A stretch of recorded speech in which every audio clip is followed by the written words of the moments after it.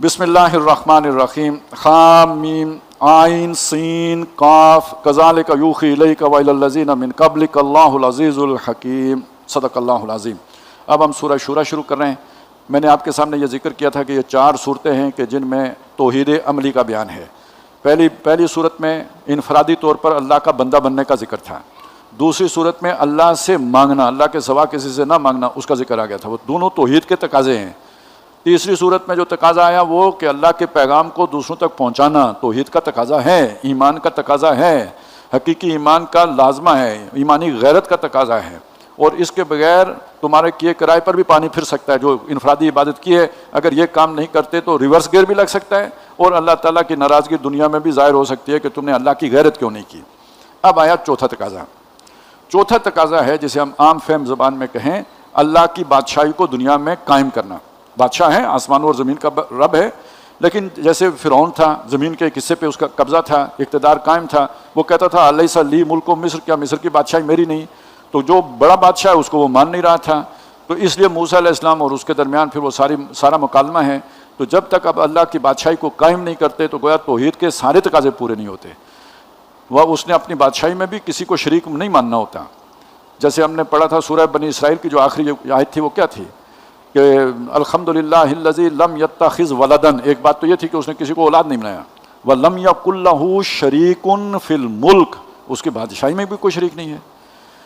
جتنا بڑا گناہ یہ ہے کہ آپ اس کی کوئی اولاد بنائیں، اتنا ہی بڑا گناہ یہ ہے کہ اس کی بادشاہی میں کوئی شریک ہونے کا دعویٰ کرے تو آپ اس کی بادشاہی کو تسلیم کر لیں، تو اس سے بغاوت ہو گئی۔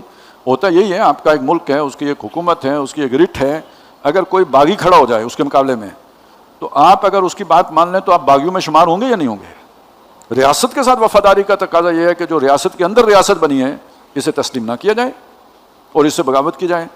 تو آسمانوں اور زمین کی ریاست کا بادشاہ کون؟ اللہ، اور یہ اس ایک حصے کے اوپر کس نے بادشاہی اپنی قائم کر لی ہے؟ یہ باغی ہے۔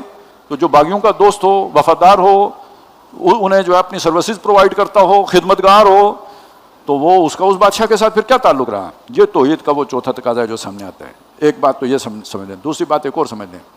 دوسری بات یہ کہ جب تک یہ توحید مکمل نہیں ہوتی، بادشاہی والی توحید ہمارے موجودہ دور میں، اس وقت تک پہلے 2 تقاضے پورے ہی نہیں ہوتے۔ نبی صلی اللہ علیہ وسلم کے دور میں اگر بادشاہی اللہ کی نہیں بھی مانی گئی اور کوئی شخص اللہ کی عبادت کرنا چاہتا ہے تو اس کے لیے وہ حکم موجود ہے، ان ارضی واسعۃ، میری زمین وسیع ہے، یہاں ممکن نہیں تو وہاں جاؤ، فیایا فاعبدون، جہاں میری عبادت کرنا ممکن ہو۔ میں آپ سے پوچھتا ہوں آج کہاں جائیں؟ سوچیں آج کہاں جائیں گے؟ وہ قطع ارضی بتائیے جہاں کسی کی حکومت قائم نہیں ہے، وہ قطع ارضی بتائیے جو کسی پٹواری کے رجسٹر پر درج نہیں ہے۔ تو پٹواری جس حکومت کا نمائندہ ہے وہاں اس حکومت کا قانون چلتا ہے۔ وہ بکری لے کے پہاڑ، کون سا پہاڑ، کس بر اعظم میں؟ اب تو انٹارکٹیکا بھی جو نہیں چھوڑا اگلوں نے، اس پہ بھی قبضہ کر لیا۔ ویسے وہاں عام آدمی جا کے رہ بھی نہیں سکتا، وہ تو بڑے اسپیشل جو ہے نا آپ کو انتظامات کرنے پڑیں گے وہاں جا کے رہنے کے۔ تو یہ بات سمجھ لیجئے، آج اس گلوب کے اوپر فرد جب تک یعنی کوئی اس کے لیے آزادی کا سانس، جہاں پہ وہ کامل آزاد ہو، وہ کوئی جگہ نہیں ہے، وہ کسی قانون کے تابع ہے۔ اس کی جو زندگی ہے پوری کی پوری یہ اجتماعی قوانین کے اندر جکڑی ہوئی ہے۔ نظام اگر سودی ہے تو اسے سود کھانا ہے، ڈائریکٹ نہ کھائے تو انڈائریکٹ کھائے گا۔ ماحول اگر فساد آلود ہے تو اس کی جو ہے نا گرد اس کے اندر جانی ہے۔ جیسے وہ وائرل انفیکشن ہو جاتا ہے ایسے ہی گناہ کا انفیکشن اندر جائے گا ہی جائے گا، اس سے آپ بچ نہیں سکتے۔ یہ اجتماعی نظام کا جبر ہے جس میں ہم جکڑے ہوئے ہیں۔ آج انفرادیت بہت محدود ہو گئی ہے، زندگی کے ایک بڑے دائرے کے اوپر اجتماعیت کی جکڑ بندی ہے۔ جب تک وہ پوری اجتماعیت توحید کے تابع نہیں ہو جاتی، ایک فرد کی توحید یوں سمجھے 10% پر بھی عمل کرنا ممکن نہیں ہے۔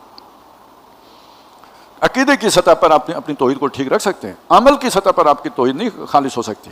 لازماً، مجبوراً، جبراً آپ کو نظام کی اطاعت کرنی پڑتی ہے۔ تو پھر کیسے وہ مخلصین اللہ الدین کیسے ہوگا؟ ایک بات یہ ہو گئی۔ دوسری بات، ابھی ہم نے دیکھا تبلیغ کی ذمہ داری آپ پر ہے، دعوت کی ذمہ داری آپ پر ہے۔ آپ دعوت دیں گے زبانی، پرسن ٹو پرسن، یا چلیں آپ نے اس طرح کا کوئی اہتمام کر لیا، 10 لوگوں کو، 20 لوگوں کو، 100 لوگوں کو، 500 لوگوں کو، چلیں 1000 لوگوں کو، تو جو ذرائع ابلاغ ہیں وہ کس کے پاس ہیں؟ جو نظام تعلیم ہے وہ کس کے پاس ہے؟ آپ کتنی تعلیم دے دیں گے جو پورے نظام تعلیم نے جو ہے نا بچے 3 سال کے بچے سے لے کے وہ جب تک وہ 25 سال تک ہوتا وہ ایک پوری چکی سے گزر رہا ہے. اب مجھے بتائیں ذہن کون بنائے گا؟ آپ کا یہ درس بنائے گا یا وہ پورا نظام تعلیم بنائے گا؟ فلمیں بنائیں گی، افسانے بنائیں گے، کہانیاں بنائیں گی، اس سے آگے چلیں ڈرامے بنائیں گے، میڈیا بنائے گا، پرنٹ میڈیا بنائے گا، الیکٹرانک میڈیا بنائے گا. یہ سب کس کے قبضے میں ہے؟ جو نیریٹو وہ بیان کرنا چاہیں گے وہ بیان ہوگا، جو ذہن وہ بنانا چاہیں وہ بنے گا. آپ کی تبلیغ کیا جو ہے نا وہ آٹے میں نمک بھی نہیں ہوگی؟ تو نہ تبلیغ کا حق ادا ہو سکتا ہے دعوت کا، نہ انفرادی عبادت کا حق ادا ہو سکتا ہے جب تک کہ آج ایک جو ہے نا وہ ریاست پوری کی پوری بحیثیت مجموعی پورا اجتماعی ڈھانچہ توحید کے تابع نہیں آ جاتا. اس اعتبار سے میں کہتا ہوں کہ نبی صلی اللہ علیہ وسلم نے جو جزیرۃ العرب میں خلافت قائم کی تھی وہاں وہ اس دور میں نہ بھی ہوتا تو کوئی فرق نہیں پڑتا. ابو بکر مکے میں بھی توحید پر پورے تھے اور مدینے میں آنے کے بعد تو اور بھی آسانی تھی. یہ ماڈل ہمارے لیے چھوڑا ہے آج کے دور کے لیے کہ جب تک اس ماڈل کے مطابق ایک ماڈرن اسلامک اسٹیٹ وجود میں نہیں آتی ایک فرد کے لیے توحید پر پوری طرح عمل پیرا ہونا ممکن ہی نہیں ہے. یہ ہے ہی وہ ماڈل آج کے دور کے لیے. اس بات کو ذہن میں رکھ کر وہ آیت دوبارہ پڑھیں کہ جب وہ اللہ تعالیٰ کا وعدہ پورا ہوگا انہیں خلافت ملے گی. وَلَيُمَكِّنَنَّ لَهُمْ دِينَهُمُ الَّذِي ارْتَضَىٰ لَهُمْ، جو دین اللہ نے انہیں دیا ہے اس کو غلبہ حاصل ہو جائے گا، وہ آرڈر آف دا ڈے بن جائے گا. ان کے خوف کی کیفیت امن کے کیفیت سے بدل جائے گی. یعبدوننی، میری ہی بندگی کریں گے. لا یشرکون بی شیئا، میرے ساتھ کسی کو شریک نہیں ٹھہرائیں گے. تو جب تک وہ آرڈر قائم، دین قائم نہیں ہو جاتا اس وقت تک آپ یہ سمجھیں کہ وہ بڑا اچھا شعر ہے چلیں کہ باطل کے اقتدار میں تقویٰ کی آرزو، کتنا حسین فریب ہے جو کھا رہے ہیں ہم. ایک دھوکہ ہے، ایک فریب ہے، بندہ یہ سمجھے میں توحید پرست ہوں. آپ سارے کام تو کسی اور کی مرضی کے، اللہ کی مرضی کے خلاف کر رہے ہیں. تو نماز پڑھ کے، روزے رکھ کے، تہجد پڑھ کے، تلاوت کر کے، کوئی صدقہ خیرات کر کے سمجھ رہے ہیں کہ میں عبادت کا حق ادا کر رہا ہوں. باطل کے اقتدار میں تقویٰ کی آرزو، کتنا حسین فریب ہے جو کھا رہے ہیں ہم. اب اسے سامنے رکھ کے اسے پڑھتے ہیں ہم. کذالک یوحی الیک، اے نبی اسی طرح ہم نے وہی آپ کی طرف وہی کیا گیا. وَإِلَى الَّذِينَ مِن قَبْلِ، اللہ تعالیٰ وہی کرتا ہے آپ کی طرف. وَإِلَى الَّذِينَ مِن قَبْلِكَ، اور ان لوگوں کی طرف بھی کہ جو آپ سے پہلے گزرے وہی کی اس نے. اللہ العزیز الحکیم، اللہ نے جو زبردست ہے اور حکمت والا ہے. لہو ما فی السماوات و ما فی الارض، جو کچھ آسمانوں میں اور جو کچھ زمین میں ہے سب اسی کا ہے، مالک وہ ہے. اب یہ دیکھیے تمہید باندھی جا رہی ہے. جس کا جو مالک ہو اس کا حق ہوتا ہے اس پر جو ہے نا تصرف کرنے کا. مال آپ کا ہے، آپ اسے خرچ کرنے کا حق رکھتے ہیں. دوسرے کے مال میں آپ تصرف کرنے کا حق نہیں رکھتے، اپنے مال میں تصرف کرنے کا حق رکھتے ہیں. اگر میں سمجھوں میں اپنے جسم کا مالک ہوں تو پھر میری مرضی بھی تو ہونی چاہیے نا. یہاں تک تو بات بالکل ٹھیک ہے، میرا جسم میری مرضی، لیکن کب؟ اگر میں مالک ہوں. اگر مالک اللہ ہے تو پھر میری مرضی نہیں ہے، پھر میں اپنی مرضی سے انگلی نہیں کاٹ سکتا، اپنی جان نہیں لے سکتا. منع کر دیا کیونکہ میں امین ہوں، میں مالک نہیں ہوں. اسی کو لے جائیں مال کے اوپر، میرا مال میری مرضی. تو پھر آخرت میں اللہ پوچھے گا کیوں کہ کہاں خرچ کیا؟ معلوم ہے میرا مال نہیں ہے، مال اس کا ہے، مالک وہ ہے تو مرضی بھی اس کی. یہ ہے جو بتایا جا رہا ہے. تو ملک کس کا؟ تو کوئی اور یہاں آ کے بادشاہ بن کے بیٹھ جائے کہ میری مرضی چلے گی اس ملک کے اوپر. تو لہو ما فی السماوات و ما فی الارض وہو العلی العظیم، اور وہ سب سے اوپر ہے اور بڑا ہے. تکاد السماوات یتفطرن من فوقہن، اور قریب ہے کہ ان کے اوپر سے آسمان پھٹ پڑے ہیں. یعنی یہ جو اگر دنیا میں یہ گناہ اسی کی جو رفتار ہے اللہ کے غضب سے آسمان پھٹ جائیں. والملائکۃ یسبحون بحمد ربہم، یہ فرشتے ہیں جو اپنے رب کی تسبیح کرتے رہتے ہیں اس کی حمد کے ساتھ. ویستغفرون لمن فی الارض، اور جو زمین والے ہیں ان کے لیے استغفار کرتے رہتے ہیں. وہ ہم پچھلی صورت میں پڑھا ہے سورہ مومن میں، وہ استغفار کیسے کریں؟ ایمان والوں کے لیے کرتے ہیں، ان کے گناہ بخشواتے رہتے ہیں. الا ان اللہ هو الغفور الرحیم، سن رکھو کہ بے شک اللہ تعالیٰ ہی ہے بخشنے والا بھی اور مہربان بھی. والذین اتخذوا من دونہ اولیاء، اور جنہوں نے اللہ کے سوا اور رفیق اولیاء دوست بنائے ہیں. اللہ حفیظ علیہم، اللہ کو وہ سب معلوم ہے، اللہ نے یاد کر کے رکھے ہوئے ہیں. کس نے کس کو بنایا ہے وہ حساب ہوگا، اللہ نے یاد رکھا ہوا ہے. وما انت علیہم بوکیل، اے نبی آپ ان کے اوپر داروغہ نہیں ہیں، ذمہ دار نہیں ہیں. وَكَذَلِكَ أَوْحَيْنَا إِلَيْكَ قُرْآنًا عَرَبِيًّا، اے نبی ہم نے اسی طرح اس کو قرآن عربی میں بنا کے آپ کی طرف اتارا ہے. لتنذر ام القری، تاکہ آپ خبردار کر دیں مرکزی بستی کو یعنی مکے کو. یہ جو پورا جزیرۃ العرب ہے اس کے جو مرکزی بستی ہے ہر اعتبار سے، یعنی ثقافتی اعتبار سے، مذہبی اعتبار سے، سیاسی اعتبار سے ایون، اور بلکہ معاشی اعتبار سے بھی وہ مکہ ہے. اس لیے کہ بہرحال وہ ان کے سب کا مرکز، بت وہیں پہ رکھے ہوئے ہیں، مذہب کے لیے وہیں پہ آنا پڑتا ہے، طواف کے لیے وہاں آنا پڑتا ہے، حج کے لیے وہاں آنا پڑتا ہے، وہاں ہی کے رواج پورے عرب میں پھیلتے ہیں. قریش ایک غیر اعلانیہ حکمران ہے پورے عرب کے اوپر، اور جو ساری معاشی ایکٹیویٹی بھی ہو رہی ہے اس میں جو قریش کے قافلے آ جا رہے ہیں تو وہ اصل میں اسی گھر کے صدقے ان کے لیے یہ چھوٹ ہے کہ ان کو کوئی کچھ کہتا نہیں، آزادی سے آتے ہیں اور جاتے ہیں. اور مزید یہ کہ جب حج کے دنوں میں ساری جو ہے نا وہیں پہ تجارتی قافلے بھی آتے ہیں، خرید و فروخت بھی ہوتی ہے، تو ہر اعتبار سے وہ ہب ہے. تو اس مرکزی بستی والوں کو آپ خبردار کر دیں، ومن حولہا، اور جو اس کے ارد گرد ہیں ان سب کو، یعنی جزیرۃ العرب کے جو باسی ہیں، عربی بولنے والے، بنی اسماعیل اور ان کے متبعین، ان کو اے نبی آپ خبردار کر دیں. وَتُنذِرَ يَوْمَ الْجَمْعِ لَا رَيْبَ فِيهِ، اور خبردار کر دیں اس جمع ہونے کے دن سے کہ جس میں کوئی شک نہیں ہے، جس کے ہونے میں کوئی جو ہے وہ دھوکہ نہیں ہے. فریقٌ فی الجنہ، اس دن کیا ہوگا؟ ایک گروہ جنت میں ہوگا، وفریقٌ فی السعیر، اور دوسرا گروہ جو ہے وہ دوزخ میں ہوگا. وَلَوْ شَاءَ اللَّهُ لَجَعَلَهُمْ أُمَّةً وَاحِدَةً، اور اگر اللہ چاہے تو سب کو ایک امت کر دیتا، یعنی ایک ہی طریقے پہ کر دیتا، سب توحید کے راستے پر ہوتے، کوئی کفر ہی نہ ہوتا، لہذا کوئی جھگڑا بھی نہ ہوتا. وَلَٰكِن يُدْخِلُ مَن يَشَاءُ فِي رَحْمَتِهِ، لیکن یہ کہ وہ داخل کرتا ہے جس کو چاہتا ہے اپنی رحمت میں. وَالظَّالِمُونَ مَا لَهُم مِّن وَلِيٍّ وَلَا نَصِيرٍ، اور جو ظالم لوگ ہیں ان کے لیے نہ کوئی حمایتی ہے اور نہ کوئی مددگار ہے. ام اتخذوا من دونہ اولیاء، کیا انہوں نے اللہ کے سوا اوروں کو مددگار بنایا ہے، دوست بنایا ہے، ولی بنایا ہے. فاللہ هو الولی وهو یحیی الموتى، تو اللہ ہی ہے جو ولی بھی ہے، حمایتی بھی ہے، کام بنانے والا، اور وہی ہے جو مردوں کو زندہ کرتا ہے. وهو علی کل شیء قدیر، اور وہ ہر شے پر قادر ہے. یہ اللہ تعالیٰ کا ایک تعارف ہے جو کرا دیا آپ کو، اور اس کے بعد اب وہ چیز چلی جو تقاضا ہے جو سامنے لایا گیا. پہلی بات فرمایا وَمَا اخْتَلَفْتُمْ فِيهِ مِنْ شَيْءٍ، دیکھیں بہت سیدھا سیدھا بیانیہ ہے، اس میں کوئی ہیچ پیچ نہیں ہے. اگر آپ سمجھنا چاہیں بالکل سیدھی بات ہے، جسے قرآن کہتا ہے مبین بات ہے، کھلی. پہلی بات سنیں، وَمَا اخْتَلَفْتُمْ فِيهِ مِنْ شَيْءٍ، اور جس چیز میں بھی تم جھگڑا کرتے ہو وہ کوئی چیز بھی ہو، فَحُكْمُهُ إِلَى اللَّهِ، تو اس کو سیٹل کرنے کا اختیار اللہ کے پاس ہے، اس کا فیصلہ کرنے والا اللہ ہے. آج دنیا میں سب سے بڑے جھگڑے کیا ہیں؟ جہاں پہ مسائل کھڑے ہوتے ہیں، انقلاب لانے پڑتے ہیں، ظلم کی بنیاد پڑتی ہے. ایک بڑا مسئلہ یہ ہے کہ سرمایہ اور محنت کے درمیان توازن کیسے قائم کیا جائے. یہ کمیونزم کیا تھا؟ یہ سارا یہی تھا کہ یہ جو ویسٹرن جو ڈیموکریسی کا سسٹم ہے، یہ دکھانے کو تو ڈیموکریسی ہے، حقیقت میں یہ سرمایہ داروں کی آمریت ہے، اور اس میں مزدور کو ایکسپلائٹ کیا جاتا ہے، اس کو اس کی محنت کا صلہ نہیں ملتا، ہم وہ صلہ دیں گے. تو جھگڑا ہے یا نہیں ہے؟ وہ پہلا انقلاب آیا تھا جو جمہوری انقلاب، وہ بادشاہوں کے ساتھ جھگڑا تھا. بادشاہ کہتے تھے ہمارا حکم چلے گا، کہا نہیں اب ہم سلطانی جمہور کا زمانہ چلے گا. یہ اختلافات ہیں جس میں کروڑوں انسان مرے ہیں. ایک اختلاف اور بھی آپ عام ہے، وہ تو ہر گھر کا اختلاف ہے کہ مرد اور عورت کے درمیان توازن کیسے قائم ہوگا. یا تو اسے جوتی کی جو ہے نا پاؤں کی جوتی سمجھا جاتا ہے، یا وہ پھر کلوپترا بن کے تو راج کرتی ہے. جیسے آج کل شانہ مشانہ کا دور ہے، اور پاکستان میں بھی جس نے بیوی کو گھور کے دیکھا 3 سال اندر، تو یہ اختلافی مسئلہ ہے. کون اس کا فیصلہ کرے گا؟ قرآن نے صاف اعلان کر دیا ان اختلافی امور کا میں فیصلے کا اختیار اللہ کے پاس ہے. اگر آپ اسے یہ فیصلے کا اختیار نہیں دیتے، خود فیصلہ کرتے ہو، آپ خود سوچ لیں توحید کہاں کھڑی ہے، خود سوچ لیں. اس لیے میں کہہ رہا ہوں بالکل سیدھا 2 جمع 2 جسے 4 نہ آتا اسے نہیں سمجھ آئے گی، لیکن جو 2 جمع 2 4 جانتا ہے اس کے لیے یہ مسئلہ سمجھنا بالکل مشکل نہیں ہے. صاف ہے، بالکل کوئی ابہام نہیں ہے، ذرا سے بھی مشکل نہیں ہے کہ سر سے گزر جائے یا کوئی تکلف کرنا پڑے سمجھنے کے لیے. جس مسئلے میں بھی تو ہمارا اختلاف ہے، اللہ کی طرف لوٹاؤ، اللہ نے اس کا کیا فیصلہ کیا ہے. رسول کی طرف لوٹاؤ، رسول نے کیا فیصلہ کیا ہے. نہ ملے تو پھر اپنی عقل دوڑاؤ. فَحُكْمُهُ إِلَى اللَّهِ ذَلِكُمُ اللَّهُ، وہ اللہ ہے.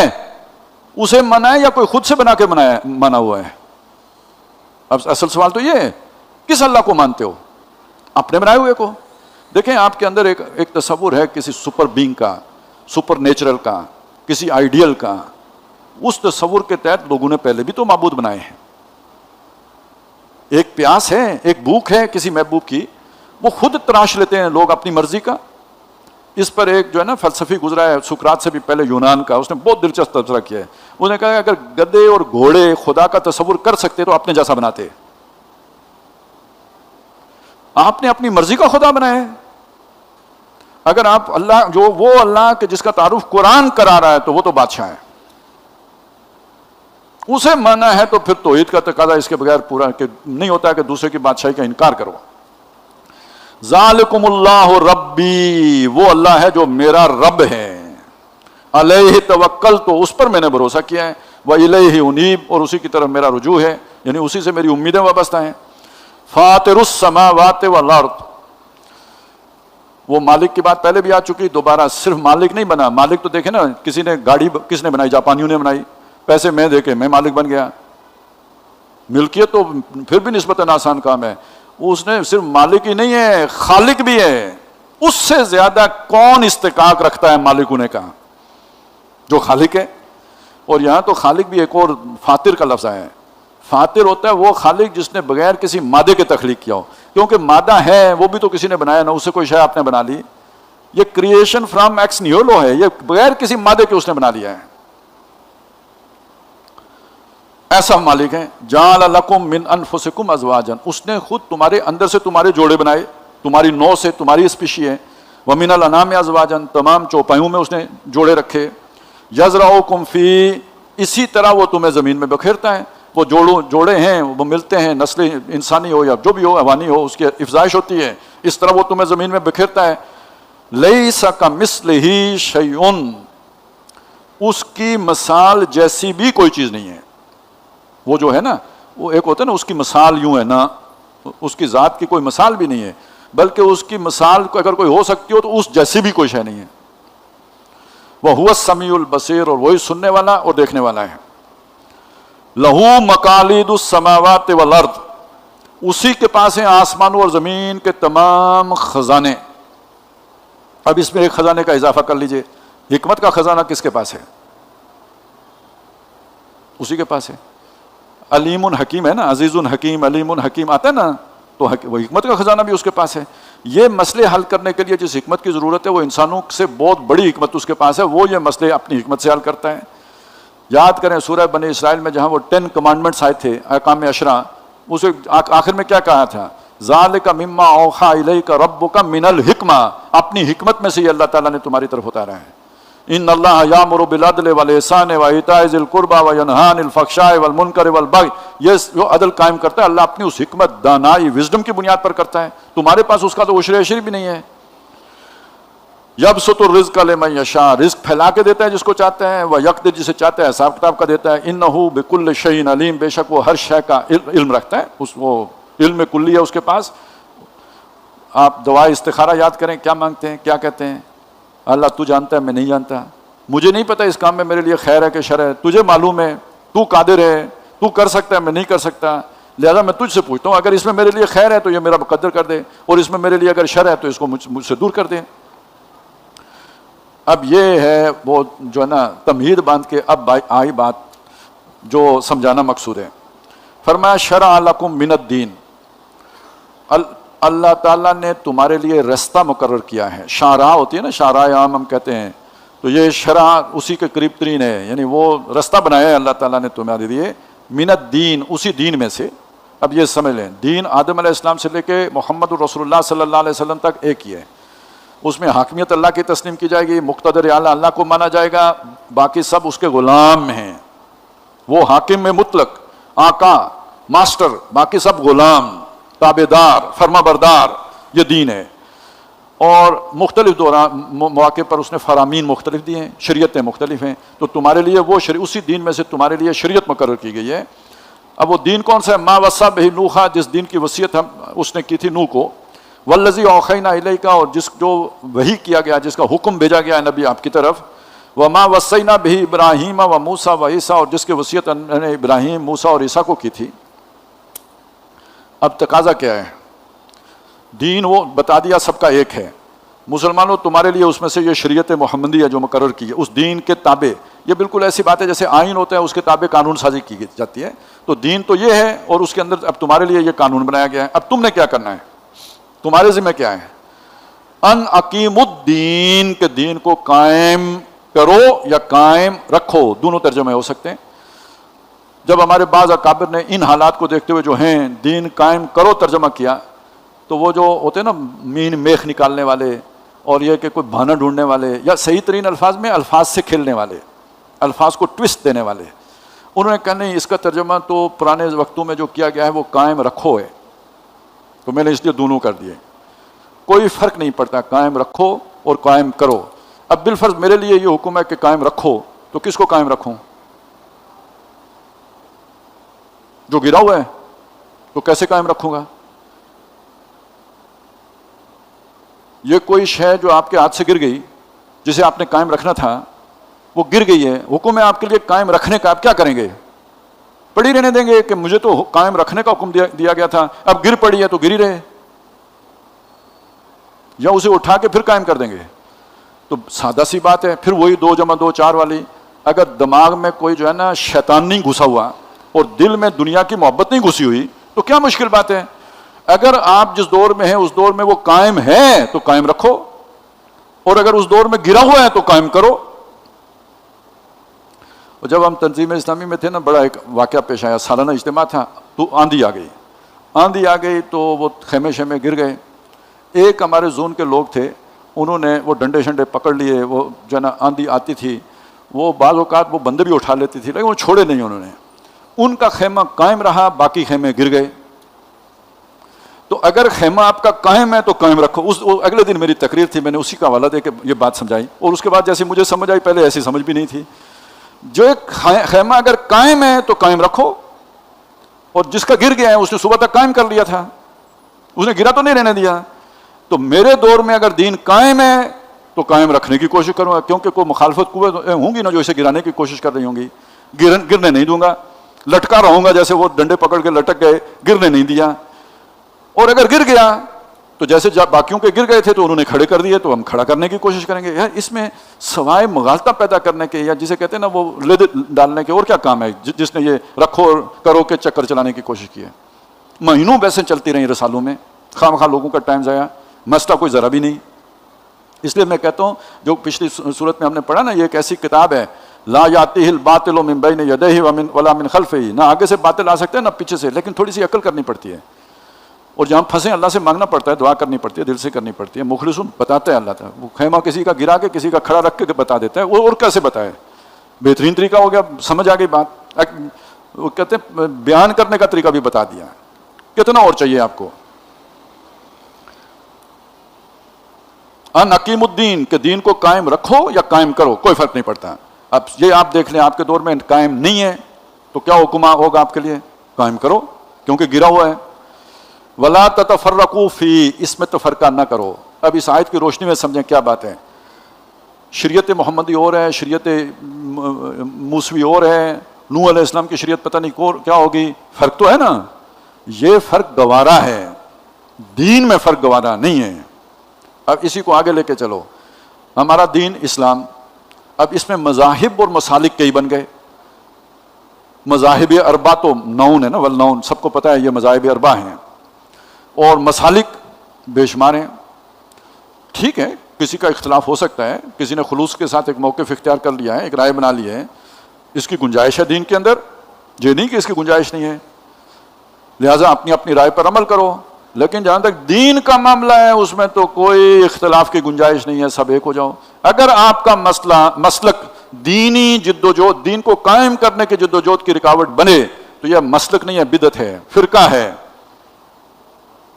یہ اب اختلاف نہیں ہے، تفرقہ ہے۔ اور اگر دین کو قائم کرنے کے معاملے میں وہ رکاوٹ نہیں بنتا، من دیگرم تو دیگری کی صورت نہیں بنتی، مسلک ہے، آپ بے شک اس پہ عمل کریں۔ کبر علی المشرکین ما تدعوہم الیہ، اب یہ سنتے جائیں اور سمجھتے جائیں۔ اے نبی، آپ کو جس چیز کی طرف آپ بلا رہے ہیں، دعوت دے رہے ہیں، یہ مشرکوں پر بہت گراں ہے، خود اللہ کہہ رہا ہے، بہت دشوار ہے ان کے اوپر۔ مطلب کیا ہوا؟ اگر کوئی عام مذہبی دعوت ہوتی تو اس کو قبول کر لیتے، کوئی داڑھی کا سائز بڑھانا ہوتا، یا تھوڑا چھوٹا کرنا ہوتا، یا پانچے اوپر نیچے کرنے ہوتے، یا کوئی جو ہے نا نماز کے کوئی اضافی فرائض آ جاتے، حج کے جو مناسک حضور نے سکھائے صرف وہیں تک بات محدود رہتی، شادیاں کوئی تھوڑی بہت گھٹا بڑھا دیتے، اس سے اتنا کوئی ادم نہیں مچنا تھا، اتنی مخالفت نہیں ہونی تھی، اس لیے کہ معاشرہ بکھر رہا تھا، گھروں میں جو ہے نا وہ جدائیاں ہو رہی تھیں، مائیں ہڑتالیں کر رہی تھیں، بیٹے ماؤں سے کٹ رہے تھے، بڑے مسائل تھے معاشرے کے اندر. تو بہرحال جیسے جھگڑا ہوتا ہے تو سیٹل ہو ہی جاتا ہے، کچھ گیو اینڈ ٹیک کر کے، کچھ لے دے کے. اگر بات کوئی صرف ویسے ہی کوئی نیکی کی دعوت کی ہوتی تو خیر تھی، کوئی 3 دن کے دین کی بات ہوتی تو یہ آپ کے ساتھ چل پڑتے. مسئلہ اس سے بہت زیادہ گمبھیر ہے، ان کے مفادات کا ہے، پیٹ پہ لات پڑتی ہے اور مستقل پڑتی ہے. یہ سارے بت گرا کے تو پھر وہ قافلوں کی خطرہ پیدا ہوتا ہے، تجارت کیسے کریں گے؟ اور یہ سارے جو مسائل ہیں، سارا عرب ہمارے مخالف ہو جائے گا. اصل مسئلے یہ ہیں. تو جس شے کی ہے نبی آپ دعوت دے رہے ہیں، یہ ان کو ہضم نہیں ہونے والی، یہ اسے قبول نہیں کر سکتے. یہ بس ذہن میں رکھیے گا. حضور کے مخاطب اول کون ہیں؟ مکے والے. اور اللہ کیا کہہ رہا ہے؟ یہ قبول کریں گے؟ آپ جائیں گے، یہ آپ کا سلوگن ہے، یہ آپ کا نیریٹو ہے، بڑے ماہرین نے یہ نعرے بنائے ہیں، اور آپ پہلا یہ الیکشن جیت جائیں گے. دیکھیں میں کچھ بتانا چاہ رہا ہوں آپ کو. ایک دعوت ہوتی ہے حکومت حاصل کرنے کی دعوت، اس میں عوام کی مرضی کی خواہش کو اپنے نعروں کے ذریعے سے زبان دی گئی ہوتی ہے. لوگ جوک در جوک آتے ہیں، آپ کو ماہرین بتاتے ہیں لوگ اس دعوت کو قبول کریں گے، اور کرتے ہیں. ایک ہی الیکشن میں سیٹیں مل جاتی ہیں، آپ جیت جاتے ہیں. وہ آیا، اس نے دیکھا، اس نے فتح کر لیا. ایک دعوتیں شروع کرنے سے پہلے ماہر اول جو بتاتا ہے، حکیم، سنے گا کوئی بھی نہیں. جاؤ یہ بات انہیں بتاؤ، کوئی نہیں مانے گا، بھاری ہے ان کے اوپر. آگے سنیں. بندہ سوچتا ہے چلیں یہ نہیں مانیں گے، جاہل ہیں، مشرک ہیں، بت پرست ہیں، وہ شاید مان لیں جو اہل کتاب ہیں. ان کا ذکر آگے، یہ بیچ میں یہ جملہ پڑھ لیں، ساتھ امید بھی دلائی. اللہ یجذبی الیہ من یشاء، اللہ اپنی طرف کھینچ لے گا جس کو چاہے گا. ویہدی الیہ من ینیب، اور جو طلبگار ہوگا اس کو ہدایت بھی دے گا. یہ 2 علیحدہ علیحدہ کیٹیگریز ہیں انسانوں کی. اب دیکھیں حضرت عثمان ہیں، حضرت ابو بکر ہیں رضی اللہ تعالیٰ عنہما، یہ پہلے ہی سے ان کے ذہنوں میں کچھ کھٹکے تھے، کچھ سوالات تھے، کچھ غور و فکر چل رہا تھا، کچھ سوچ تھی، گویا الجھنیں تھیں. نبی صلی اللہ علیہ وسلم کی دعوت جو ہی کانوں میں پڑی ہے فوراً قبول کی ہے. ابو بکر نے تو حضور سے براہ راست فوراً قبول کی. حضرت عثمان کے سامنے ابو بکر نے رکھی، انہوں نے فوراً قبول کی. کیوں؟ دیکھنا تقریر کی لذت کہ جو اس نے کہا میں نے یہ جانا، گویا یہی میرے دل میں ہے، دیر لگی نہیں، پہلے ہی سے سوچو بچارے. اس کے مقابلے میں شخصیات ہیں، حضرت عمر ہیں، حضرت حمزہ ہیں. ان سوالوں پر کوئی غور و فکر نہیں ہے. دنیا چل رہی ہے، آپ بھی اپنے مشاغل میں ایک جو ہے نا ڈائنامک پرسنالٹیز ہیں. کوئی شکار پہ جا رہا ہے، کوئی سفر پہ جا رہا ہے، اپنے ایک جو زندگی ہے اپنی مرضی کی گزر رہی ہے. ان مسائل سے کوئی غرض نہیں. حضور نے دعوت بھی دینی شروع کی، کوئی پرواہ نہیں. 3 سال گزر گئے، دونوں کے ساتھ حادثے ہوئے ہیں. حضرت عمر کا واقعہ تو بہت معروف ہے، بہن کو مارا، اس کے بعد اس کا خون دیکھ کے تو دل نرم ہوا، کہا مجھے سناؤ. اور پھر وہاں سے گھر سے قتل کرنے کے ارادے سے چلے تھے، اور نبی صلی اللہ علیہ وسلم کے جو ہے نا آ کے دامن سے وابستہ ہو گئے، دامن رحمت سے. حضرت حمزہ رضی اللہ تعالیٰ عنہ کا عام طور پہ معروف نہیں ہے، وہ کہیں شکار پہ گئے ہوئے تھے. پیچھے ابو جہل نے کوئی نبی صلی اللہ علیہ وسلم کی گستاخی کی، کوئی توہین آمیز کلمات کہے. جب واپس آئے تو جو لونڈی تھی گھر میں، اس نے بتایا خدمتگار کے آپ کے جو ہے نا وہ حضور کے ساتھ یہ معاملہ کیا ہے ابو جہل نے. بس وہ کھانا پینا سب ادھر ہی چھوڑا. اب وہ برادری کا غصہ، بھائی چارے کا غصہ، وہ جو ہے نا تب چڑھی. جا کے ابو جہل کو ڈانٹا کہ تم نے یہ کیا کیا ہے. اچھا اس نے بھی کہا کہ اتنا ہی پیارا ہے تمہیں تو ایمان لے آؤ نا اس پہ. کہا اشہد ان لا الہ الا اللہ و اشہد ان محمدا عبدہ و رسولہ. وہ اس ایک لمحے نے ان کو ایمان کی دولت سے مالا مال کر دیا. یہ وہ بات ہے، یہ اللہ کھینچ لیتا ہے. اللہ یجتبی الیہ من یشاء، جس کو چاہے گا، لیکن اس کے اندر جوہر ہوگا، اللہ کو پتہ ہوگا، تب اللہ کھینچے گا. ابو جہل میں وہ جوہر نہیں تھا، عمر میں وہ تھا. حضور نے دونوں کے لیے دعا کی ہے. اب حضرت عمر کو اللہ نے کھینچ لیا، ابو جہل کو نہیں کھینچا، وہ رہ گیا. تو جس کا بہت قوی جوہر تھا وہ تو خود تلاش میں تھا. وہ جو ہم نے پڑھا تھا، آگ نے چھوا بھی نہ ہو تو وہ خود تیل آگ کی طرف لپکنے کے لیے تیار ہے. تو وہ گویا ابو بکر ہوں، عثمان ہوں، وہ تو لپکنے کے لیے تیار پہلے ہی سے بیٹھے ہوئے تھے. یہ اپنے کام میں تھے، لیکن اللہ کھینچ کے لے آیا ہے. کیوں؟ بہرحال کچھ نہ کچھ روشنی اندر موجود تھی، جس میں نہیں تھی اس کو اللہ نے نہیں قبول کیا. وَيَهْدِي إِلَيْهِ مَن يُنِيبُ وَمَا تَفَرَّقُوا. اب یہ ذکر آ گیا اہل کتاب کا. وَمَا تَفَرَّقُوا، انہوں نے تفرقہ نہیں کیا، إِلَّا مِن بَعْدِ مَا جَاءَهُمُ الْعِلْمُ، مگر اس کے بعد کہ ان کے پاس سمجھ آ چکی تھی. تو پھر کیوں کیا تفرقہ سمجھنے کے باوجود؟ بَغْيًا بَيْنَهُمْ، آپس کی زدہ سے. تو جنہوں نے ایک دوسرے کو نہیں مانا وہ آپ کو مانیں گے، اور آپ نے دیکھا کہ ضد کی وجہ سے حضور کو نہیں مانا. وَلَوْلَا كَلِمَةٌ سَبَقَتْ مِن رَبِّكَ، اگر تیرے رب کی ایک بات پہلے سے طے نہ ہوتی، إِلَىٰ أَجَلٍ مُّسَمًّى، جو کہ ایک وقت تک کا وعدہ ہے، اللہ نے انہیں ڈیل دی ہوئی ہے، لَقُضِيَ بَيْنَهُمْ، تو وہ تو اتنے بڑے مجرم ہیں کہ ان کا فیصلہ ہو چکا ہوتا ہے، یعنی اہل کتاب کا. وَإِنَّ الَّذِينَ أُورِثُوا الْكِتَابَ مِن بَعْدِهِمْ لَفِي شَكٍّ مِّنْهُ مُرِيبٍ، اور وہ جو بڑے بزرگ لوگ تھے اہل کتاب کے، ان کے جانے کے بعد جو لوگ کتاب کے وارث بنے، اپنے آپ کو کہتے ہیں کتاب کا وارث، لیکن وہ خود اس کے بارے میں، اس کے مضامین کے بارے میں، مضمون توحید کے بارے میں ایک ایسے شک میں پڑے ہوئے ہیں جو انہیں چین نہیں لینے دیتا. عمل کرنے کے لیے چین والا یقین چاہیے، وہ جو شک ہو وہ عمل کے راستے میں رکاوٹ بن جاتا ہے، لہذا وہ اس طرف آنے والے نہیں. اب یہ دنیا کی پہلی پروڈکٹ ہے کہ جس کے ساتھ پہلے ہی بتایا جا رہا ہے کہ اس کی مارکیٹنگ بہت مشکل ہے، اس کو کوئی جو ہے نا بائی کرنے کے لیے تیار نہیں ہے. جتنی بھی کمیونٹیز یہاں پہ آباد ہیں، یہ کسی کو بھی نہیں گوارا ہے کہ اس کو قبول کریں. اب یہاں رکیں، جس بندے نے دنیا میں کوئی سیاسی پوزیشن حاصل کرنی ہو، وہ یہ نعرہ لے کے جائے گا لوگوں کے درمیان. آج اس نعرے کی حیثیت کیا ہے؟ 9/11 کے بعد اس کو ایکول ٹو ٹیررزم کر دیا گیا ہے. پولیٹیکل اسلام، اس کو دہشت گردی کے برابر کر دیا گیا ہے. تو یہ سارا پولیٹیکل اسلام کا تصور ہے. تو آپ نے جینا ہے یا مرنا ہے؟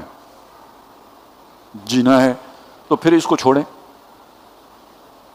یہ تو موت ہے. آپ نے دنیا میں کوئی کامیابی حاصل کرنی ہے، پاگل ہو جو اس کو لے کے چلو گے؟ سوال ہی نہیں پیدا ہوتا کہ لوگ اس کے ساتھ جڑیں.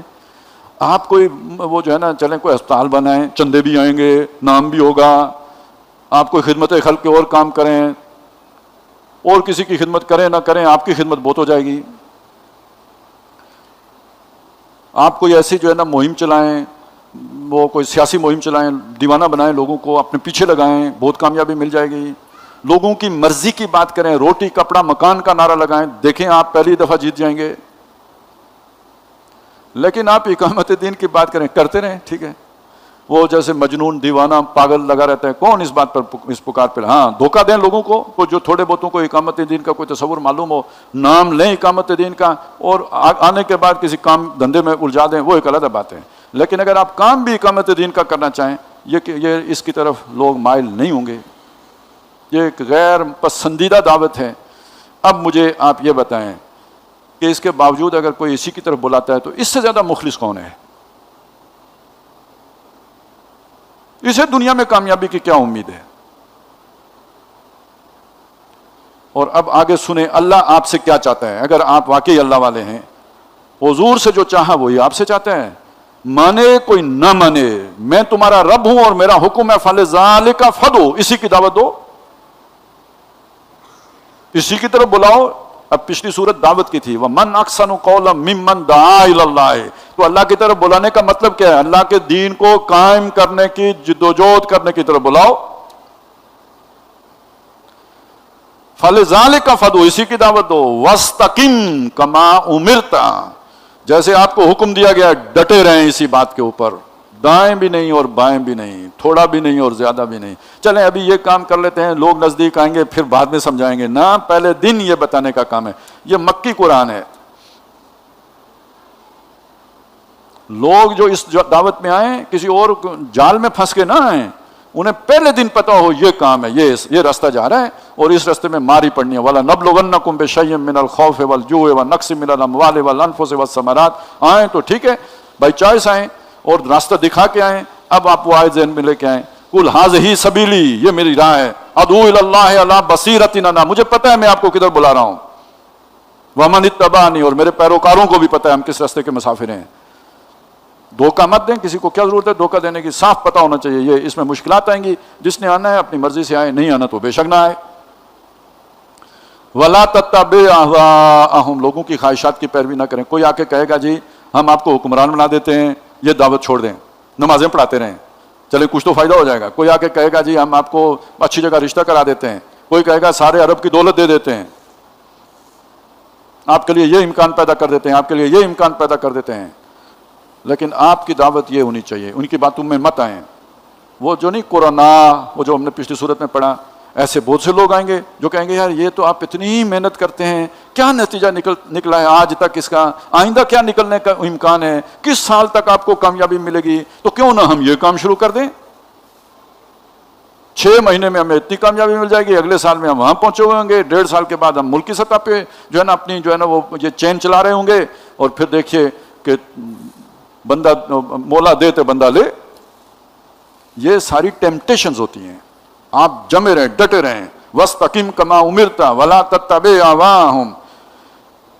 یہ اتنا زور آپ کو اندازہ لگ رہا ہے نا کہ اللہ تعالیٰ کیا سمجھانا چاہ رہے ہیں، صراط مستقیم یہ ہے، اس پہ آؤ۔ وَقُلْ، اور فرما دیں، آمنت بما انزل اللہ من کتاب، میں لوگوں کی خواہشات پر نہیں چلتا، قرآن کی پریزنٹیشن پہ نہیں چلتا، وہ جو آ کے مجھے مختلف جو ہے نا طریقوں سے ڈی ریل کرنا کی کوشش کرتے ہیں اس پہ میں نہیں چلتا، میں چلتا ہوں اللہ کی کتاب میں جو مجھ پر نازل کیا گیا اس پر۔ وَأُمِرْتُ لِأَعْدِلَ بَيْنَكُمْ، اور مجھے حکم دیا گیا ہے تمہارے درمیان انصاف قائم کروں۔ غریبوں کو کھانا کھلانا، دیکھیں یہ نبی صلی اللہ علیہ وسلم نبوت ظاہر ہونے سے پہلے بھی کرتے تھے، خدمت خلق کے سارے کام کرتے تھے۔ اب وہ کس جگہ پہ پہنچے ہیں؟ اب ان کی سوچ و بچار، وہ جو غار ہرا میں بیٹھ کے غور و فکر کرتے تھے، اب اس جگہ پہ پہنچے ہیں کہ یہ نظام غربا پیدا کر رہا ہے، میں کتنے غریبوں کو کھانا کھلاؤں گا، یہ نظام غلام پیدا کر رہے ہیں، میں کتنے بلالوں کی جا کے ہاتھ بٹاؤں گا۔ غربت نہیں مٹ سکتی جب تک کہ عدل نہ ہو، انصاف نہیں ہو سکتا کہ جب تک پورا نظام منصفانہ نہ ہو۔ 4 آدمیوں کو آپ جو ہے کھانا کھلائیں گے، نظام 10 بھوکے اور کھڑے کر دے گا۔ یہ تھی جو مثال دی تھی مولانا مودودی نے کہ ایک گندا تالاب جس میں 4 نلکے گند کے آ رہے ہوں، آپ اسے آگے سے جتنا مرضی صاف کرتے رہیں، جب تک وہ نل نہیں بند کریں گے وہ پانی کیسے صاف ہوگا؟ تو اب آپ کو سمجھ آ گئی کہ یہ جو بڑے بڑے سرمایہ دار ہوتے ہیں، یہ کوئی نہ کوئی پن کا کام، نیکی کا کام، خدمت خلق کا کام کیوں شروع کرتے ہیں؟ کہ بھولے اس کام میں لگے رہیں گے اور ہمارے کام کی طرف الٹا ہمارا نیک نامی بھی چلتی رہے گی۔ ہمارے ہاں وہ جو سب سے بڑے جو وہ اب وہ نکلے ہوئے ہیں، وہ کیا تھے، ملک ریاض صاحب، انہوں نے مسجدیں بھی بنائیں، بڑا ان کے جو ہے نا وہ جو باوقار وہاں پہ ائمہ کرام ہوتے تھے۔ اگر آپ وہ ساری داستان سنیں تو آپ کو معلوم ہوگا یار ان سے کوئی نیک بندہ ہی نہیں تھا، لیکن وہ جو جن کی زمینوں پہ قبضہ کیا گیا ان کی کہانی سنیں تو پھر دوسری تصویر سامنے آتی ہے۔ تو یہ تھوڑی بہت اپنی تسلی کے لیے نیکی کا کام ہر کسی کو کرنا پڑتا ہے۔ تو جو اصل جامع پروگرام ہے جو قرآن دے رہا ہے وہ توحید کا بھی تقاضا ہے، اور ہر اعتبار سے وہی جو ہے نا اس نظام کی اصلاح کے لیے وہی جو ایجنڈا ہے کہ جو صحیح ہے، باقی سب جو ہے نا بہکاوے ہیں۔ وَأُمِرْتُ لِأَعْدِلَ بَيْنَكُمْ، مجھے حکم دیا گیا ہے تمہارے درمیان عدل قائم کروں۔ اللہ ربنا و ربکم، اللہ ہمارا بھی رب ہے تمہارا بھی رب ہے۔ لنا اعمالنا ولکم اعمالکم، ہمارے لیے ہمارے اعمال ہیں تمہارے لیے تمہارے اعمال ہیں۔ لا حجت بیننا و بینکم، ہمارے درمیان تمہارے درمیان کوئی حجت نہیں ہے، جھگڑا نہیں ہے۔ اللہ یجمع بیننا، اللہ ہم سب کو جمع کرے گا۔ تم اپنی کوشش کر رہے ہو ظالمانہ نظام کو قائم رکھنے کی، ہم اپنی کوشش کر رہے ہیں اس کو گرا کر عادلانہ نظام قائم کرنے کی۔ وَإِلَيْهِ الْمَصِيرُ، اور اسی کی طرف لوٹنا ہے۔ وَالَّذِينَ يُحَاجُّونَ فِي اللَّهِ مِن بَعْدِ مَا اسْتُجِيبَ لَهُ حُجَّتُهُمْ دَاخِضَةٌ عِندَ رَبِّهِمْ وَعَلَيْهِمْ غَضَبٌ وَلَهُمْ عَذَابٌ شَدِيدٌ، اور وہ لوگ کے جو جھگڑا ڈالتے ہیں اللہ کے بارے میں بعد اس کے کہ اس کی پکار پر لبیک کہی جا چکی، ان کا یہ جھگڑا، ان کی یہ دلیل بازی، ان کے یہ دلائل اللہ کی نظر میں باطل ہیں، اللہ کے ہاں، اور ان کے اوپر اللہ کا غضب ہے اور ان کے لیے سخت عذاب ہے۔ یہ کیا مطلب ہوا کہ یہ بات، یہ جو ابھی کہا نا، اللہ نے خود بھی کہا یہ قبول نہیں کریں گے، ان پہ بہت گراں ہیں۔ اگر اسے کوئی ایک آدمی بھی قبول نہ کرتا تو پھر ان کا یہ کہنا کہ یہ مجنون ہیں، ان کی یہ بات تو ناقابل سمجھ ہے، اس میں کوئی جواز ہوتا ہے۔ اگر ابو بکر کی سمجھ میں آ گئی ہے، اگر عثمان کی سمجھ میں آ گئی ہے، چند اور نفوس قدسیہ کی سمجھ میں آ گئی ہے، اب یہ نہیں کہہ سکتے کہ یہ بات جو ہے نا سمجھ میں نہیں آتی۔ تمہارے معاشرے کے بہترین دماغوں کی سمجھ میں آ گئی ہے تو تم اپنے دماغ کا علاج کراؤ۔ اللہ الذی انزل الکتاب بالحق والمیزان، اللہ وہ ہے جس نے کتاب اتاری حق کے ساتھ اور اس نے ایک میزان بھی اتاری۔ اب یہ 2 چیزیں آئیں، کتاب اور میزان۔ جب نبی صلی اللہ علیہ وسلم کے حوالے سے وہ جو 3 آیتیں ہیں نا، سورہ توبہ میں ہم نے پڑھ لی، سورہ فتح میں اور سورہ صف میں آگے پڑھیں گے کہ هو الذی بعث فی الامیین رسولا منہم یتلو علیہم آیات، نے وہ هو الذی ارسل رسولہ بالہدی ودین الحق، وہی ہے جس نے بھیجا اپنے رسول کو الہدا دے کر اور دین حق دے کر۔ یہاں اس الہدا کی جگہ پہ کتاب آ گئی اور دین حق کی جگہ پہ میزان آ گئی، تشریح آسان ہو گئی۔ کہ وہ جو الہدا ہے وہ کتاب ہے، اور جو یہاں میزان ہے وہ وہاں پہ دین حق ہے. اور میزان کا کام کیا ہوتا ہے؟ تولنا برابر کر کے. تو یہ کیا تلے گا اس میزان میں؟ یہ اللہ نے جو میزان اتاری ہے دین حق، اس میں ٹماٹر تلیں گے، انڈے گنیں گے، آلو پیاز تلے گا. حقوق و فرائض کے درمیان توازن قائم کیا جائے گا. میزان ہوتی ہے توازن قائم کرنے والی چیز، آلہ جس سے آپ توازن قائم کرتے ہیں. تو یہ دنیا میں ظلم جس شے کا نام ہے وہ حقوق و فرائض میں ڈنڈی مارنے سے ہوتا ہے. آپ کسی کے اوپر ذمہ داریاں زیادہ لگا دیں، اس کے مقابل برابر اس کو جزا نہ دیں، حقوق نہ دیں، یہ ظلم ہے. یا کسی طبقے کو حقوق زیادہ دے دیں، اتنا ان کا کام نہ ہو، یہ ظلم ہے. اب اگر کوئی اندھا نہیں ہے تو چلیں اتنی بات ہی کو دیکھ لو. غریب مزدور اگر وہ موٹر سائیکل چلاتا ہے تو 55 روپے لیٹر اس کے لیے پیٹرول مہنگا ہو گیا ہے. کیوں؟ عالمی قیمتیں چڑھ گئی ہیں. اور وہی پیٹرول جج کو، جرنیل کو، جرنلسٹ کو، مقربین بارگاہ کو، خوش آمدیان وزیر اعظم کو مفت ملے گا. تنخواہیں ان کی دیکھیں 13 لاکھ، 15 لاکھ، 25 لاکھ، 40 لاکھ، پیٹرول مفت. جو مزدوری کر کے دن رات ایک کر کے بمشکل گھر کا گزارا 35,000 50,000 اس کی تنخواہ ہے، اس کے اوپر ٹیکس بھی، جرنل ٹیکس، سیلز ٹیکس، فلانا ٹیکس، اور پیٹرول بھی اس کے لیے مہنگا. ان کی کمائیوں میں کوئی کمی نہیں ہوگی، سہولتوں میں کوئی کمی نہیں ہوگی. ایک گاڑی پہ نہیں 10 گاڑیاں ایک پہ بیٹھے ہوں گے، اور وہ بھی 2500 سی سی، 2800 سی سی، 3200 سی سی، 4800 سی سی ہوگی. اور ان کے آگے پیچھے پوں پوں کرنے والی بھی ہوں گی ساری، کیونکہ یہ اس مقدس جان کو بہت خطرہ ہے، اور اس کا زندہ رہنا ملک و قوم کے لیے بہت ضروری ہے. یہ مر گیا تو ملک کے اوپر سے اتنا بوجھ ہٹ جائے گا، لہٰذا اسے مرنا نہیں چاہیے. اس سے بڑا ظلم کیا ہوگا؟ یہ ہوتا ہے کام کیا؟ کچھ بھی نہیں. روٹیاں توڑنے کے سوا، ملک کے خون، عوام کا خون چوسنے کے سوا کام کیا ہے؟ کھ نہیں. اور جو مزدوری کر رہا ہے، پسینہ بہا رہا ہے، اس کو کیا ملا؟ یہ اگر ظلم کسی کو نظر نہیں آتا تو کیا اس کا دین ہے؟ وَأُمِرْتُ لِأَعْدِلَ بَيْنَكُمْ کیا ہے؟ یہ میزان ہے جو اللہ نے دی ہے، اور یہ اللہ کی اس محبت کا اظہار ہے کہ مخلوق کے اندر ظلم نہ ہو، ظلم ختم ہو. اور یہ رحمت للعالمین کی رحمت للعالمین ہے. یہ اگر آپ نوع انسانی کے سامنے پیش کریں، مجھے بتائیں، آپ کو کسی ملک پر چڑھائی کرنے کی ضرورت نہیں ہے، لوگ لپک کے اس کی طرف آئیں گے. آج کا انسان اسی کی تلاش میں ہے. یہ آپ چھپا کے بیٹھے ہوئے ہیں، اسی لیے مار کھا رہے ہیں. بنائیں ایٹم بم، بنائیں اور ٹیکنالوجیز، بچے نا پھر. اب خدا کا مجرم کسی سے بچ سکتا ہے؟ یہ نوع انسانی کی امانت تھی ہمارے پاس. یہ صرف اللہ کی امانت نہیں ہے، صرف رسول کی امانت نہیں ہے، یہ ساری نوع انسانی کی امانت ہے جو چھپا کے بیٹھے ہیں. تو یہ میزان ہے، کتاب گائیڈنس ہے کہ اس میزان کو کیسے نصب کرنا ہے. یہ 2 چیزیں محمد رسول اللہ کو دے کے بھیجا گیا. وما یدریک لعل الساعۃ قریب. اور تم کس انتظار میں ہو کہ اس دعوت پہ کب لبیک کہو گے؟ ہو سکتا ہے قیامت سر پہ کھڑی ہو، گھر جانا نصیب ہو یا نہ ہو. یستعجل بها الذین لا یؤمنون بها. اس کی جلدی وہ لوگ مچاتے ہیں جو اس پر ایمان نہیں رکھتے. وہ بہت خوفناک چیز ہے، اس سے ڈرنا چاہیے. جلدی مچانے کی بات وہی کر سکتا ہے جو ایمان ہی نہیں رکھتا. والذین آمنوا مشفقون منها. جو لوگ ایمان لائے وہ اس سے ڈرتے رہتے ہیں. ویعلمون ان الحق. وہ جانتے ہیں کہ وہ حق ہے، برحق ہے، ٹھیک ہے، ہونی ہے. الا ان الذین یمارون فی الساعۃ لفی ضلال بعید. سن رکھو، جو لوگ آخرت کے بارے میں شکوک و شبہات کا شکار ہیں یا جھگڑتے ہیں، وہ ہیں کہ جو دور کی گمراہی میں پڑے ہیں. انہیں ان باتوں سے کیا غرض؟ وہ دنیا بنائیں گے. اور جب آپ ان کے سامنے آیات بینات رکھیں گے، یہ ہیں کہ یجادلون بالباطل، کاؤنٹر نیریٹو، باطل طریقے سے چالاکی، عیاری، مکاری سے پیش کریں گے. جرت نہیں ہوگی اقامت دین کی بات کر کے کوئی کہے گا پتہ نہیں فرض عین ہے کہ فرض کفایہ ہے. ذرا اسے سمجھائیں گے کہ بھائی یہ فرض کفایہ بھی اگر 3 دن ادا نہ ہو، کفایہ تو تب ہوگا نا ادا ہو جائے. اب اسی خیمے کی مثال لے لیں، خیمہ گر گیا، اب اگر 10 آدمیوں نے کھڑا کر دیا تو سب کی طرف سے کھڑا ہو گیا نا. اچھا، وہ جو گر رہا تھا جنہوں نے گرنے نہیں دیا، 15 بھاگ گئے، باقی 15 نے کھڑا رکھا، وہ جو بھاگ گئے ان کی طرف سے بھی کھڑا ہو گیا. یہ کفایہ کا تصور ہے. گر گیا تو سب نیچے دبیں گے کہ نہیں دبیں گے؟ وہ کہیں نہیں فرض کفایہ 4 کا تھا، میں کیوں دب گیا ہوں؟ سب رگڑے میں آئیں گے. اب آپ اس آدمی کے فراڈ کا تصور کریں جو لوگوں کو بلائے اقامت دین کے لیے. جب اس سے متاثر ہو کے لوگ آ جائیں، اقامت دین کے مفہوم سارا سمجھ کے آ جائیں، اسے بات بتائیں، یار پتہ نہیں فرض کفایہ کہ فرض عین ہے. اور فرض کفایہ تو علماء پر ہے اور حکمرانوں پہ ہے. تو بھائی مجھے کیوں بلایا تھا؟ وہ برف ڈالنی تھی آپ کے مکان کے اوپر سے نیچے، کیا کرنا تھا؟ میرا کیا کام تھا؟ بھائی مجھے کس لیے بلایا تھا پھر؟ اور اس سے اگلے درجے کا پھر یہ ہوتا ہے الفاظ کو ٹوسٹ دینا. نہیں، ہم نہ فرض کفایہ کہتے ہیں نہ فرض عین کہتے ہیں، ہم فرض کہتے ہیں. سوال یہ ہے آپ فرض عین کیوں نہیں کہتے؟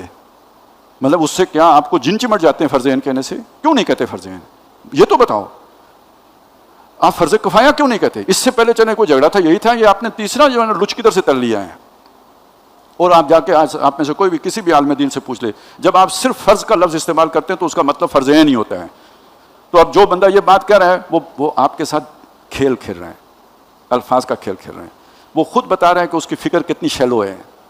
وہ بتا رہے ہیں کہ میں کس طرح الفاظ کو ٹوسٹ دیتا ہوں.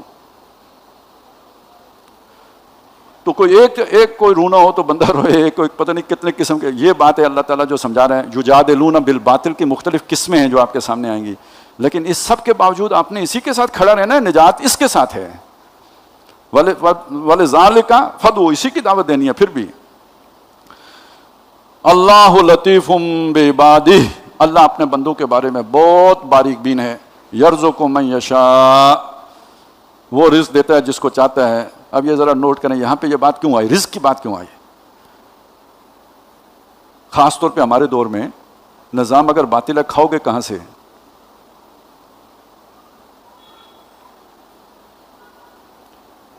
امتحان یہ ہے نا، اللہ کی خاطر ٹھیک ہے، پھر کہاں سے کھائیں گے؟ جہاں سے دے دیں.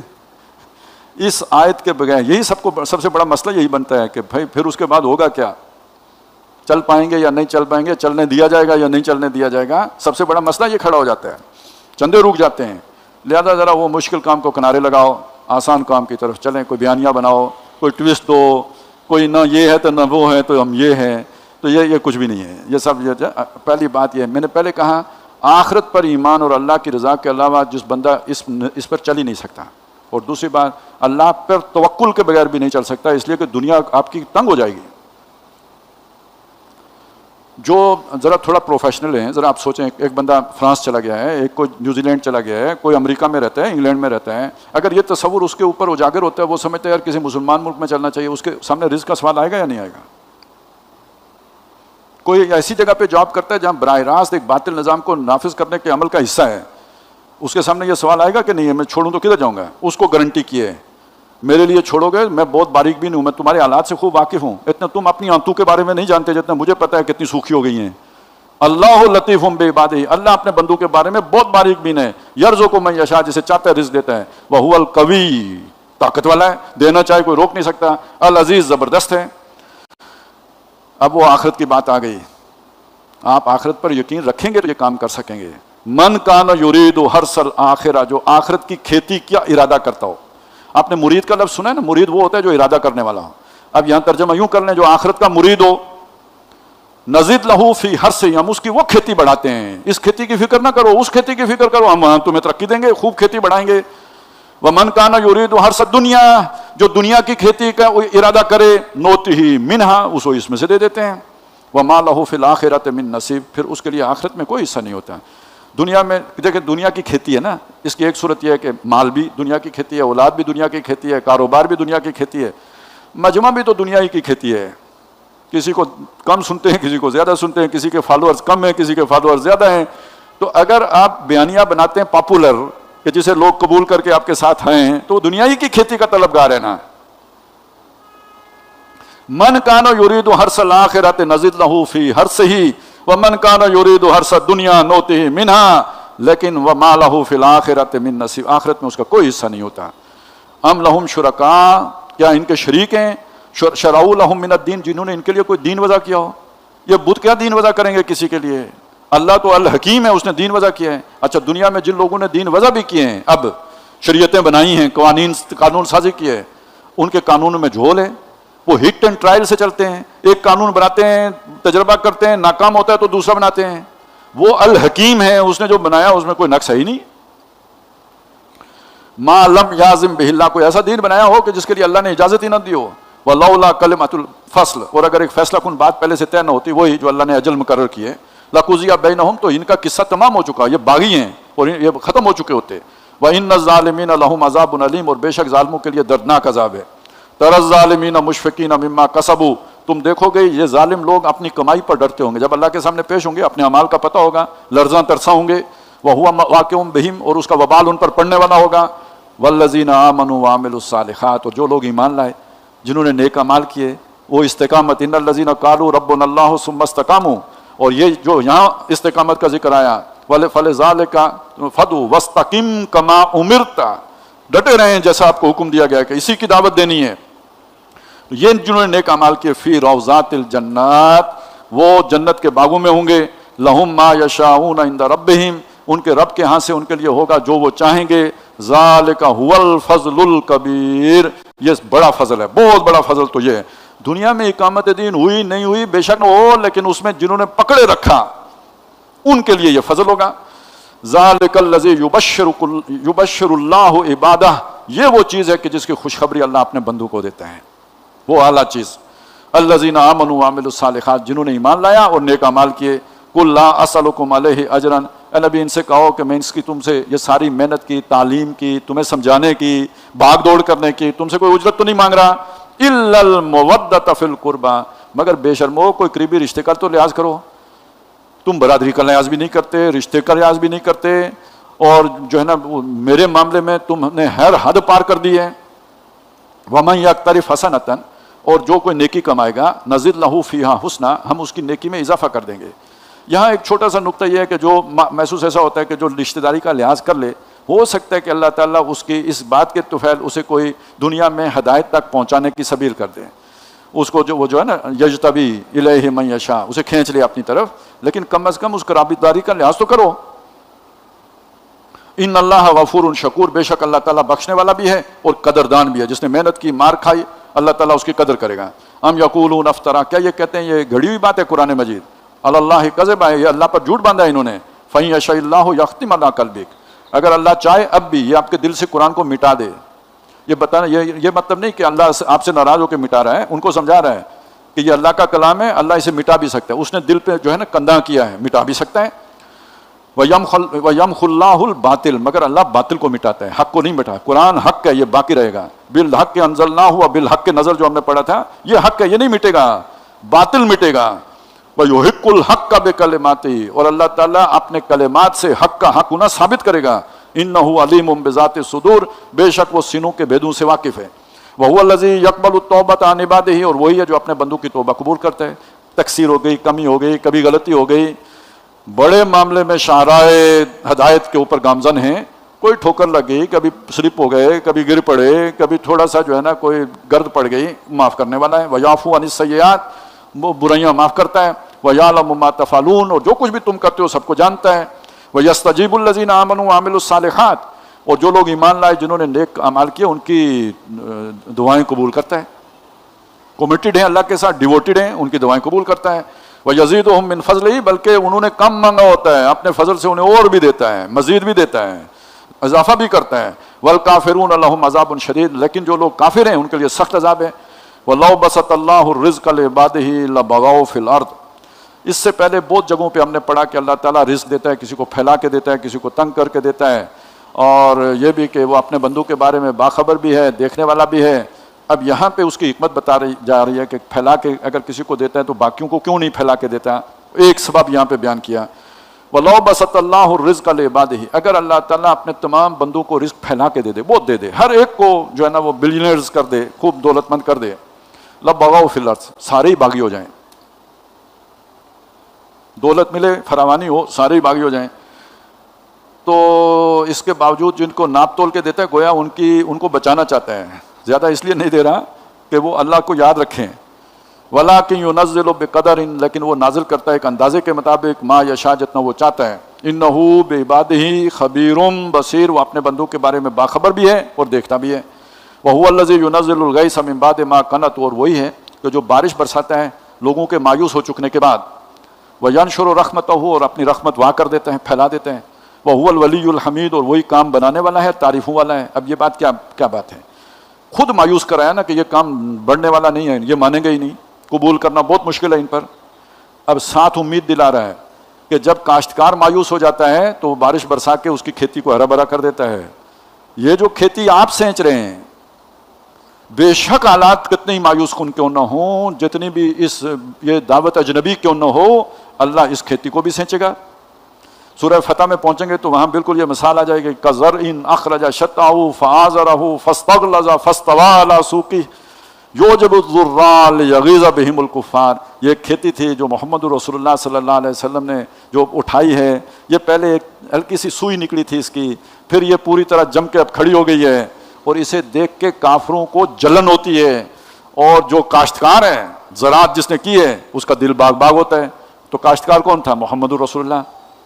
اور جلتا کون تھا؟ جو دشمن تھے، ان کو جلن ہوتی تھی، وہ تو آج تک ہوتی ہے۔ اور یہ اسی سلسلے کی مدنی سورہ، یہ جو ایک گروپ ہے نا، یہ مکیات جو ہم پڑھ رہے ہیں، وہ جو سورہ فتح کے آخر میں آئے وہ مدنیات ہیں، وہ میں پہنچوں گا تو ان کا دونوں کا ربط آپ کو بتاؤں گا، اس سے سمجھ میں آئے گی کہ یہ وہی بات ہو رہی ہے جو جہاں تھی۔ وَمِنْ آیاتہ، اور اس کی نشانیوں میں سے خلق السماوات والارض، آسمانوں اور زمین کا بنانا، وما بث فیہما من دابہ، اور جو اس میں کثیر تعداد میں اس نے یہاں پہ جو جاندار پھیلا دیے ہیں، یہ اس کی نشانیاں ہیں۔ وَهُوَ عَلَىٰ جَمْعِهِمْ إِذَا يَشَاءُ قَدِيرٌ، اور ان سب کو وہ جمع کرنے پر جب وہ چاہے گا قادر ہے، کر سکتا ہے۔ یہ دنیا میں یہ پھیلی ہوئی ساری، صرف انسان ہی نہیں، یہ ساری پھیلی ہوئی مخلوق کو وہ جمع کرنے کی قدرت رکھتا ہے۔ بارک اللہ لی ولکم فی القرآن العظیم ونفعنی وإیاکم بالآیات والذکر الحکیم۔